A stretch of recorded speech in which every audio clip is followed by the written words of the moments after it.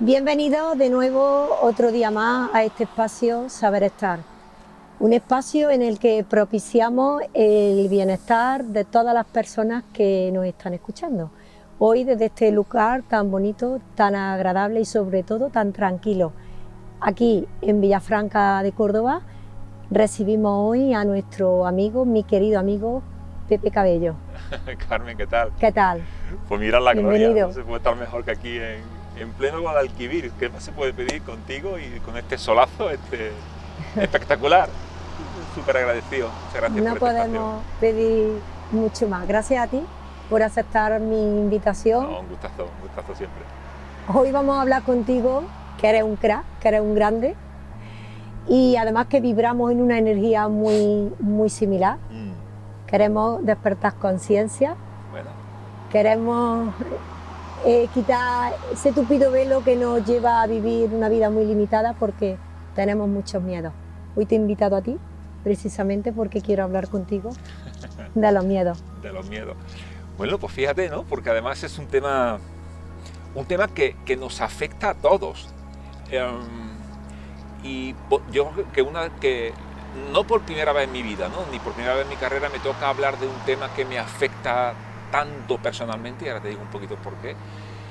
Pero fíjate, es un tema que, a pesar de haber llevado toda mi vida hablando de esto, con el tema de inteligencia emocional y cómo gestionar los miedos, cómo gestionar las emociones, la verdad, Carmen, y lo sabes porque te lo he comentado en algún momento, cuando llegó todo el tema este que está afectando a nivel mundial, todo el tema este del COVID, toda la movida, cuando llegó el tema del confinamiento, yo tenía dos opciones: o estar todo el día peleándome con mi mujer, que era una opción, porque estoy siempre de viaje y de repente dije, ay Dios mío, metido en casa todo el día. Y no, pero fue súper espectacular. Yo estoy súper agradecido por ese tiempo, porque además lo que hice fue, bueno, tengo muchas cosas en la cabeza que me gustaría escribir, siempre ando de viaje y tal, y me senté. Y lo primero que se me ocurrió fue, dije, bueno, creo, y no me equivoqué, creo que lo que viene es suficientemente importante como para empezar a escribir temas de gestión del miedo. Y ahí surgió el tema de Stop al virus del yuyu, que fue un libro que se descargó miles de veces, fue una locura, no solamente en España, y después se derivó en el libro que ahora publica, que sale ya, o sea que ya se puede adquirir, que es La fuerza del coraje, un libro muy bonito. Y esto viene a colación del tema del miedo, porque es un libro de gestión del miedo, ¿no? Creo que ahora mismo es súper necesario que las personas aprendamos a gestionar de manera correcta el miedo, ¿no? Una emoción pues, básica de tan supervivencia. poderosa, sí, en la que yo siempre digo, Carmen, que la emoción que nos ha salvado la vida. Sí. O sea, hemos llegado hasta aquí, hasta donde hemos llegado, justo porque experimentamos miedo y porque tenemos miedo, ¿eh? Y fíjate, una emoción tan poderosa y que realmente nos ha salvado como humanidad. Hemos llegado hasta aquí gracias a que tenemos miedo. Sin embargo, es la emoción que más gente se ha llevado a la tumba sin haberse atrevido a salir del cascarón, como yo digo, ¿no? Por no saber identificarla y por no saber gestionarla, ¿no te parece? Sí. Fíjate, es una línea muy fina entre tener miedo, que es maravilloso, o sea, siempre lo digo y lo defenderé a saco. Tener miedo es una maravilla, que el miedo te tenga a ti es una faena. Claro. Y esa diferencia que parece que dicho así es como que, vale, está... Qué fácil. Claro, pero es entre lo racional y lo irracional. Sí. O sea, mientras que yo sea consciente de que tengo miedo y para qué me está sirviendo el miedo, para despertar sentido, cuando eso sucede, genial, porque esa es la emoción que hace que nuestros sentidos pasen, ¿no? Se pongan alerta y de repente pues estemos atentos, ¿no? Y para eso es el miedo. Pero cuando ya no lo tenemos, sino que pasamos a lo irracional y el miedo nos tiene a nosotros, nos posee a nosotros, en lugar de despertar nuestros sentidos, los bloquea. Y lejos y esa de es la ser diferencia. funcionales, claro, nos convertimos en seres inútiles. Y el problema es que esta incertidumbre y todo este rollo que está viendo de incertidumbre, de leyes absurdas, de bloqueo, de no toques aquí, no respires con el otro, no toques, no abraces, tal. Esto está generando un miedo impresionante en la vida de las personas. Y como resultado pues vemos cómo se bloquea todo, pensamiento crítico, se bloquea la creatividad, se bloquea el sentido común, se bloquea todo automáticamente. Entonces creo que estamos en un tiempo, y me estoy enrollando con la respuesta, no, pero sí, pero está yendo. Para que nos demos cuenta para qué nos sirve el miedo y que lo usemos a nuestro favor, nunca en contra. Claro, porque si no sabemos gestionarlo, lo único que va a ser miedo va a ser limitar nuestra vida. Mira, en todos los comportamientos. Totalmente. Si yo no gestiono el miedo, me gestionan a través del miedo. Sí. Ese es el gran punto. O sea, Dice, si yo no estoy gestionando bien el miedo y no soy un ser funcional gracias al miedo, alguien me está gestionando por mi miedo. O sea, este es el punto. Entonces, cuidado con que caigamos en las manos de quien nos puede gestionar a través del miedo. Y no quiero ser alarmista, solamente estoy siendo lo más funcional posible. El miedo es una emoción muy poderosa, muy fuerte, muy... que digo, joder, nos ha salvado como especie. Es que si no tuviéramos miedo ahora mismo, pues seríamos muy irresponsables, nos subiríamos aquí, podemos tropezar y entonces... Yo tengo aquí como una precaución que es un buen límite del miedo, ¿verdad? Claro, porque el miedo, digamos que es una alarma que se nos enciende en nuestra parte del cerebro más primitivo, en la parte del cerebro reptiliano, y es normal que como especie es una emoción funcional. El problema es que cuando es un miedo imaginado o porque nos meten miedo a lo desconocido, a la incertidumbre, ahí es cuando ya es irracional. Le tenemos miedo a un león que no existe, por ejemplo. Por definición, en el libro de la fuerza del coraje lo digo, por definición el miedo es un acto de fe. Es un acto de fe. O sea, al final tenemos que tener fundamentos imaginarios, como tú bien dices, de algo que nunca sucedió. Al final es un acto de fe. O sea, 99% de las cosas que nos imaginamos que pueden salir dramáticas no van a surgir nunca. O sea, al final es empezar a imaginar escenarios que la probabilidad de que existan es nula. ¿Sabes? Y al final algo que podía ser, como estamos repitiendo mucho, súper bueno para nosotros, se convierte en algo extremadamente malo. Porque el problema es que el miedo pasa factura, ya no solamente emociones, porque hablamos de emociones como si fuera algo espiritual. Sí. Las emociones son hormonas, no tienen mucho misterio, son respuestas bioquímicas que nuestro cuerpo experimenta en base a historias que nos vamos contando, ¿no? Entonces, evidentemente esto que está sucediendo ahora mismo a nivel mundial puede ser algo, yo siempre digo que esto es algo histórico, que mucha gente lo está viviendo como algo histérico. Sí. Y esa simple letrita cambia mucho. Que lo cambia todo. Lo cambia todo. Depende de la historia que nos andamos contando de lo que está sucediendo. Entonces, vivir esto como algo histérico no tiene sentido. Vivirlo como algo histórico tiene brutal. Traerte el miedo a la parte racional, como tú bien dices, si el miedo pasa, si ese estímulo que viene de fuera, que vamos a interpretar, lo metemos dejamos que entre en esa parte más reptiliana, como tú bien dices, nuestra, evidentemente vamos a responder de una forma totalmente animal, irracional. Si somos capaces de racionalizarlo, y podemos, porque de verdad, como tú bien dices, de la mitad de las cosas que nos imaginamos que nos pueden ocurrir son leones imaginarios, son víboras imaginarias, y el problema es que terminamos viviendo con un estrés y una tensión, una ansiedad, un continuo estar alerta, ¿no? Y ¿sabes qué pasa? Que el cerebro humano no está diseñado para eso, Carmen. El cerebro humano no está diseñado para estar todo el tiempo en alerta, está diseñado para tener un piquito de alerta, ponerte en protección y seguir una vida tranquila. Está diseñado para tener una vida, pues mira, como hay un par de personas por ahí abajo ahora mismo en el río, están pescando tranquilos. Están pescando con atención plena, están practicando el mindfulness, están meditando, que no es otra cosa que esa. Entonces, para que podamos realmente saber que el miedo es funcional, es necesario, ¿crees tú, Pepe, que hay que pararse, hay que detenerse, hay que observar los pensamientos, saber qué nos quieren decir y el para qué del miedo ese que está ahí, para qué? Desde ese punto podemos llevar de la mano la meditación y el mindfulness, la atención plena al momento presente de lo que pasa por mi mente, para racionalizar si eso es real, si ese miedo que hay ahí, ese león, es real y me va a comer o es disfuncional. ¿Crees tú que esto más o menos puede ir de la mano? Totalmente. El estar despierto es darnos cuenta que, como decíamos antes, que la inmensa mayoría de las cosas que nos preocupan y que nos generan miedo realmente no van a pasar nunca. O sea, tenemos el poder de la imaginación, es brutal, y a veces, como digo en muchas ocasiones, a veces usamos la imaginación para asustarnos, no para inspirarnos, y tenemos la libertad de elegir. O sea, ¿para qué quiero usar la imaginación? ¿Para inspirarme o para asustarme? El tema es que lo usamos más veces para asustarnos que para inspirarnos, ¿no? Entonces, saber frenar, como tú bien dices, parar. El tema es que vamos a una velocidad increíble, el tema es que vamos a una velocidad de vértigo, y tampoco estamos diseñados para eso, Carmen. Nuestro cerebro no está diseñado para un mundo tan rápido, tan hiperconectado. Estamos hiperactivados todo el día. A mí me encanta cuando te escucho hablar de mindfulness, es que es súper necesario, es que frenar. ¿Cuánto tiempo hace que una persona no se para? Que cuando digo una persona me estoy hablando a mí. Sí, sí, que sí. no me paro a Nos decir, pasa todo, ¿eh? Claro, me voy a parar a decir, oye, que voy a sentarme aquí, fíjate qué sitiazo, ¿no? Para respirar, para contemplar, no sé, cualquier cosa, La una puesta cantidad, de sol. la cantidad de rincones que hay, Brutal. tan bonitos. Sí, sí, totalmente. Yo lo digo muchas veces, digo, viajamos muy lejos y tenemos algunos rincones tan bonitos.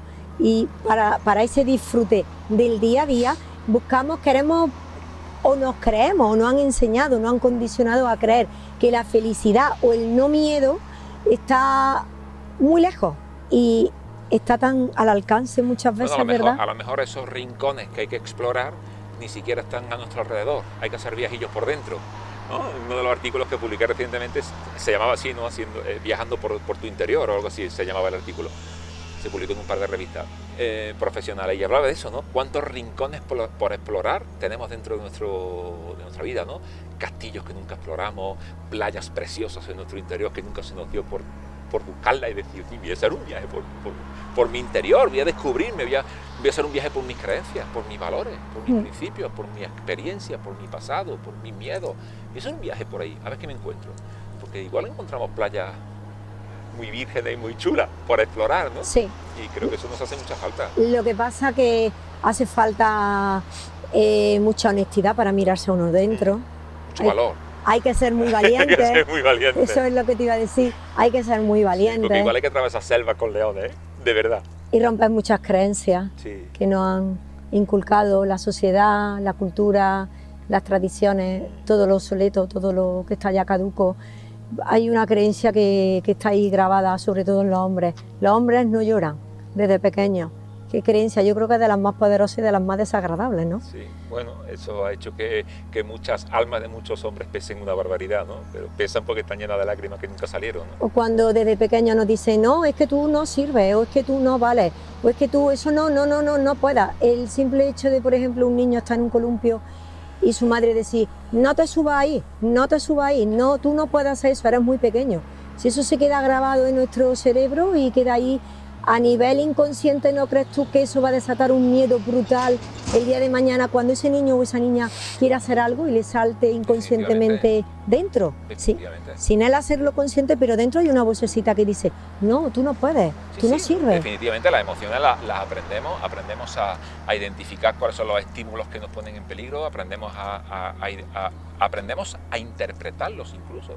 Sí. O sea, esto, si yo te digo cuánta gente conoces que le da miedo una cucaracha y nunca la vieron, o una cucaracha a lo mejor sí, pero tú y yo conocemos gente que le da miedo a una rata y jamás vieron una rata, o dices que me da miedo a la víbora, ¿cuántas Son víboras aprendidos viste? Los miedos o heredados. Claro, dices, me da miedo a las víboras, ¿cuántas víboras viste? No, ninguna, ¿sabes? Entonces de repente empezamos a tenerle miedo a cosas que jamás vimos, ¿no?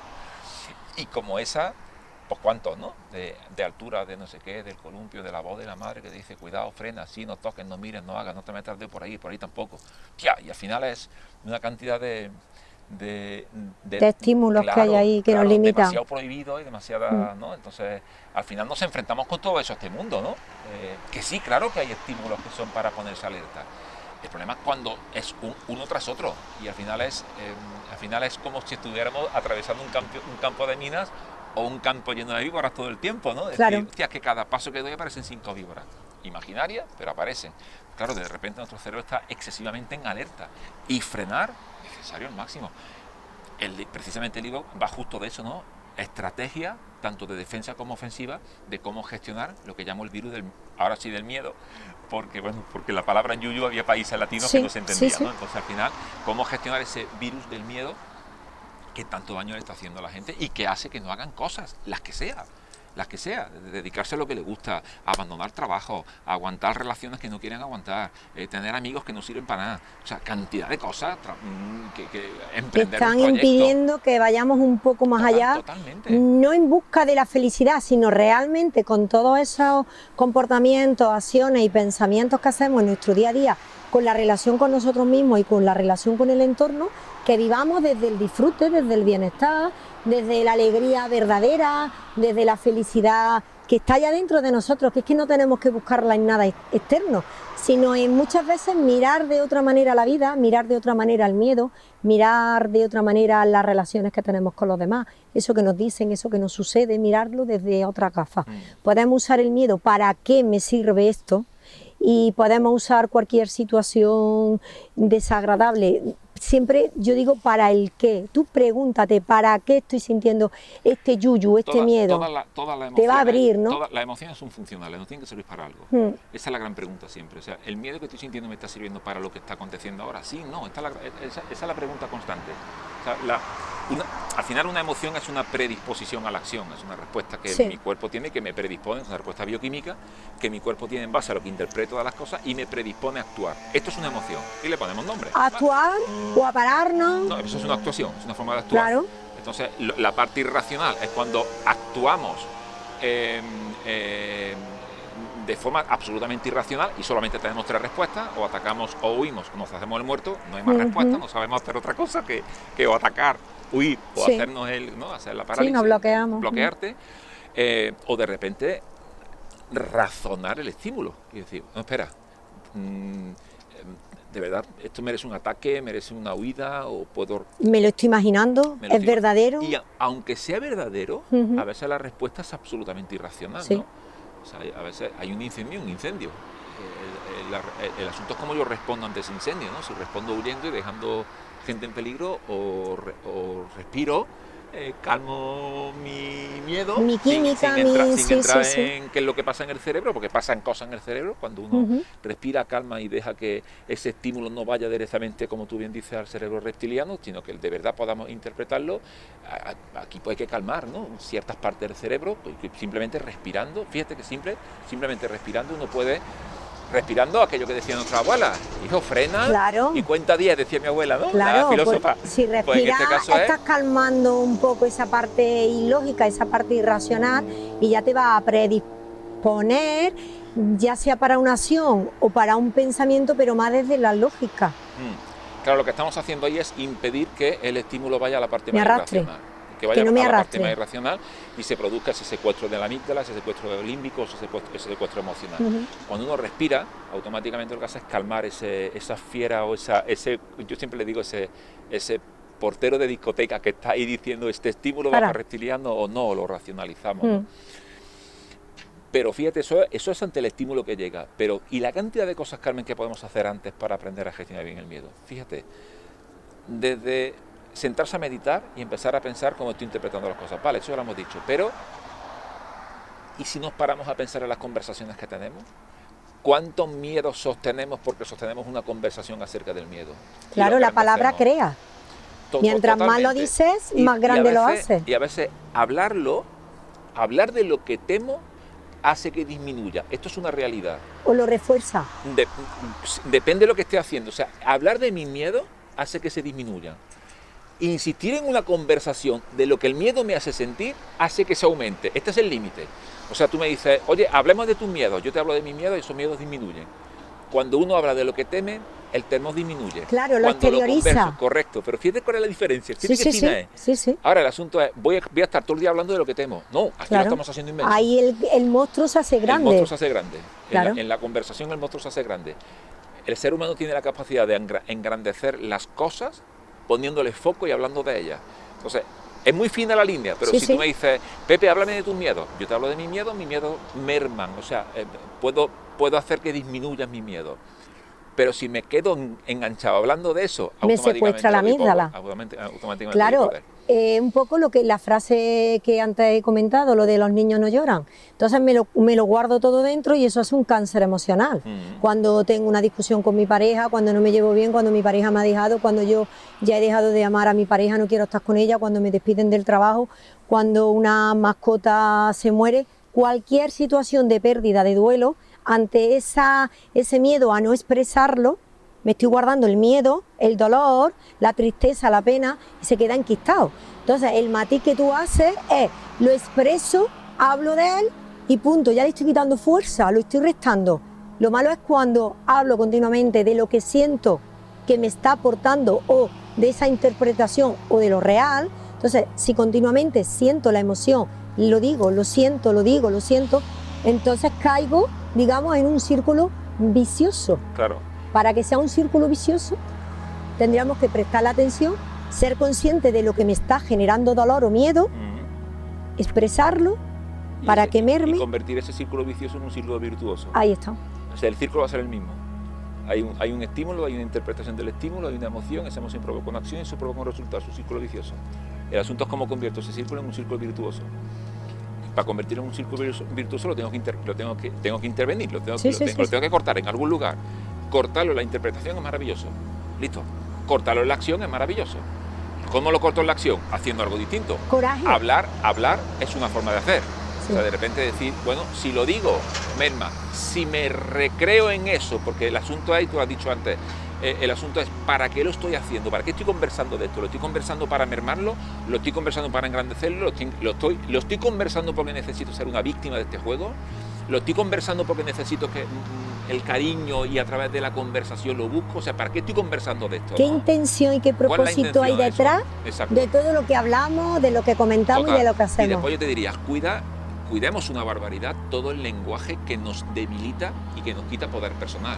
La crítica, el juicio, la queja, el lamento, la excusa, toda esa cantidad de conversaciones que generamos y que nos van quitando cada día más poder personal, ¿no? La gente dice, no, yo quiero conseguir cosas en la vida. Pues yo lo escucho y digo, pero vas a la vida criticando. Tío, ¿cómo vas a conseguir cosas en la vida?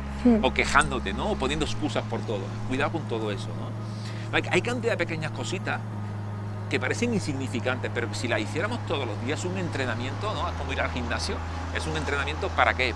Para que estemos fuertes ante el manejo de una emoción que nos puede dar una cantidad de poder inmenso, ¿no? Las relaciones, fíjate qué cosa tan simple. O sea, ¿con quién te juntas? Sí. Tan básico como eso, claro. Y determina una barbaridad. Fíjate que porque terminamos pareciéndonos a la gente que nos rodea. La energía, claro. La energía, entonces, la vibración. Hasta eso afecta. Claro. Lo que lees, lo que ves en redes sociales. Decía Jim Rohn, la mente es un jardín. Todo lo que tú metes ahí florece. Claro. Son semillas. Una persona que se la pasa todo el día metido, por ejemplo, en redes sociales, viendo cualquier noticia alarmista, eso al final florece. Su vida está llena de quejas, continuamente. Claro, al final florece. Entonces, salirse de todo ese juego y decir, venga, va, ¿qué puedo yo hacer para, en medio de un mundo tan lleno de incertidumbre, rescatar el máximo poder personal? Codeándome con gente espectacular, estar con gente, no sé, apuntarse a un curso tuyo. Es que es brutal. O sea, apuntarse a un curso de mindfulness, apuntarse a leer literatura de inspiración, elegir qué película pongo en la tele. La tele puede ser súper inspirativa.